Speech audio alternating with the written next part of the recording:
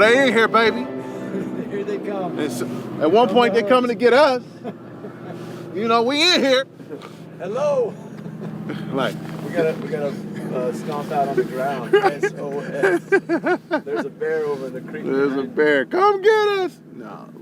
But I think that's the one thing when you talk about fatherlessness, when you talk about traumas, there's a space and a void in every individual that is hungry for something, thirsty for something. And if we don't understand, as they talk about an emotional intelligence, so if we don't have a self-awareness of what that is, you will take a rock and try to make it bread and break every tooth in your mouth. You know, you will take kerosene oil because it's a liquid, because you're thirsty, and drink it and poison your body. And that's what a lot of us have done because we're navigating through traumas and we're just saying, this is just how it's supposed to be and this is just how you just do it and you just get there.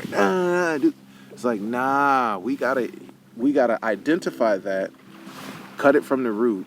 So then when a rock shows up, we say, that's a rock. I really need bread, so I'm not gonna use it as a substitute. Yeah.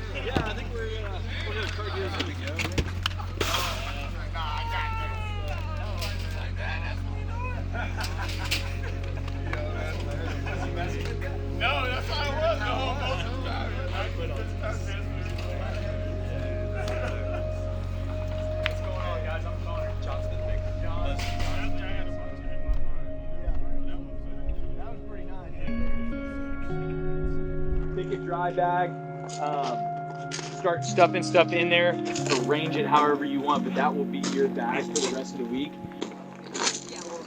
And then after you get your stuff packed, we'll go ahead and get in waders. Everyone will be in waders. Oh, so don't pack our waders, yeah. Don't pack your waders, yep. I'm really hoping to, this will be a moment I look back on, that I was fully engaged in some way, shape, or form. It was transformative. I mean, recently, just thinking about how oversaturated with information we are. Like really, you know, even myself, I had this thought like, man, I want to try to figure out how to live my life back to when it was 1990, because I can't remember back that far. You know, before like smartphones and needing to search on the web. And so I feel like this trip is coming right in that time to really just experience creation, what God has put before us, you know, with each other, relationships that we naturally wouldn't have, but God brought us together. Do you have any fears? Do you have any expectations? Yeah, not really any fears. Definitely looking forward to catching some big fish, obviously. I'm not in Alaska, it's my first time out here. Spend some quality time with my dad. Growing up fatherless, I don't have very many memories with my dad. And one thing I've been very intentional with my children and my son is to build memories with pictures, you know, with video, with just, you know, personal memories that they can take when I'm gone home and they're here shepherding the next generation. So building memories of my son and my family have just been really important to me as I have matured in my faith. Mm-hmm.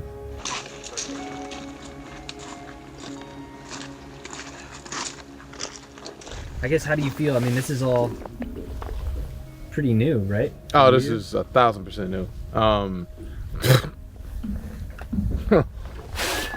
Well, one of the concerns is the bugs. Again, I think the other concern, which is me mentally keeping myself comfortable and outside of my comfort zone.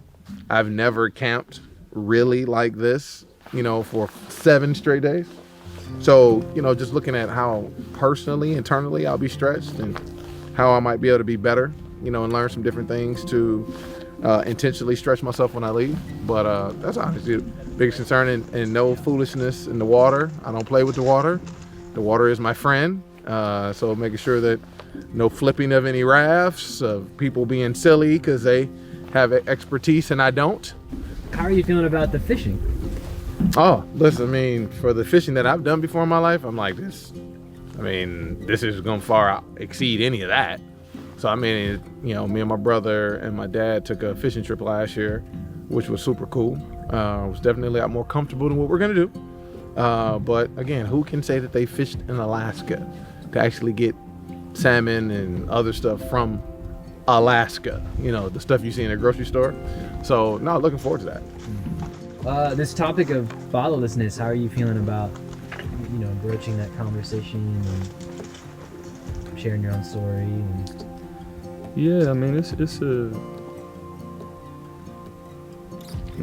that's a key thing when you think about people's relationships. When you think about God the Father, I think He gives us fathers, just an idea of it, to be like a shadow or a manifestation of Him. So when you don't have one, or you have a bad version or bad representation, it does color and tint the way people see and view life, So I hope in just talking about that and my story, my brother's story, that at the end of it, though, it's definitely some interpretation, some sadness there. That hope as well can come through it. I'm 38, and I would say it took 36 years. My dad running, leaving the house, stuff like that. Took him 36 years via the Lord for a change to come. So that's the last going on 2 years. Expectation is to not get mauled by a bear.